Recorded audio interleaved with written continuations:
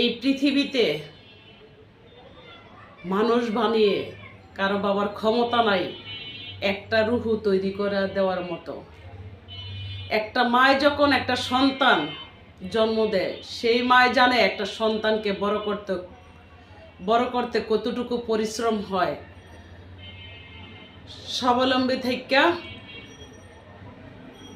বড় করতে কত বড় পরিশ্রম হয়। সেই মায়ের সন্তান হত্যা কইরা মারা বাংলার রুলে কারো কাছেই গ্রহণযোগ্য হওয়ার কথা না। শুধু তাদের কাছেই গ্রহণযোগ্য হওয়ার কথা যারা ক্ষমতালোভী, এমনকি যারা মানুষের কাতারে নাই, নরপশুর খাতায় নাম দিয়েছে, নয়তো আর কারো কাছে না। যারা মানুষ রূপে জন্ম নিছে, মানুষ হয়ে মানুষকে ভালোবাসে, আহারে শব্দ দেয় মৃত্যু দীক্ষা, তাদের কাছে গ্রহণযোগ্য হতে পারে না।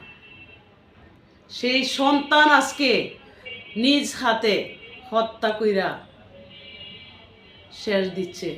কথা বলার মানুষ নাই। যারা বলবে কথা তারাও চুপ হয়ে গেছে, কারণ তারা বিজয়ী জনতা, দেশের জনতার জন্য তারা আর নাই।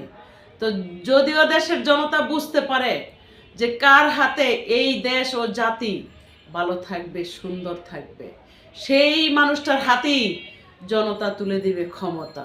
আমার আশা ও বিশ্বাস। আমি কিন্তু রাজনীতি ভাষায় কথা বলি না। গত পরশু আমি ওয়াদা করছি রাজনীতি ভাষায় কথা বলবো না, কারণ এই কথাগুলো বলার দরকার।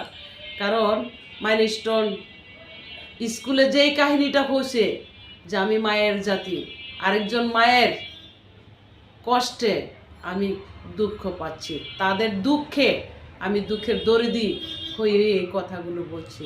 আজকে যাদের সন্তান হারাইছে তারাই বুঝতে পারতাছে সন্তানের যন্ত্রণা কত বড়। আমিও মা হইছি, আমার সন্তানেরা যখন আড়ালে থাকে আমি 24 ঘন্টা ভাবি আমার সন্তান কী হালে আছে। তো এক চোখের সামনে আজকে সেই সন্তানের হত্যা করে শেষ দিছে পরিকল্পিতভাবে। কথা বলার মানুষ নেই। কথা যারাই বলবে তারাই শেষ হবে। তাহলে বাঁচাবে কে? যারা বাঁচাবে তারাই এই দুর্ঘটনা ঘটাই যাচ্ছে।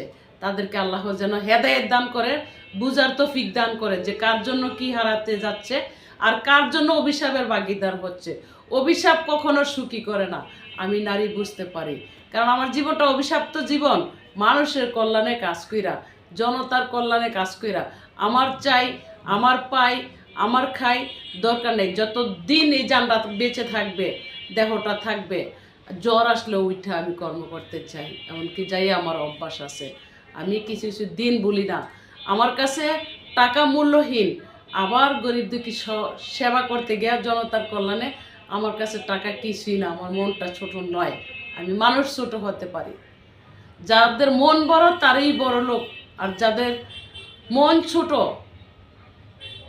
তারা বড় লোক হইলেও বড় বলে না, সমাজ বড় বলে না। কারণ তারা তো ছোট আত্মা নিয়ে আসে, হিংসা বুঝে, ধ্বংস বুঝে। আমি হিংসা বুঝি না, ধ্বংস বুঝি না। আমি সুখী চাই, এমনকি শান্তি চাই, তাই আমি কিছু কথা বলি। এই না যে আমার রাজনীতি ভাষা।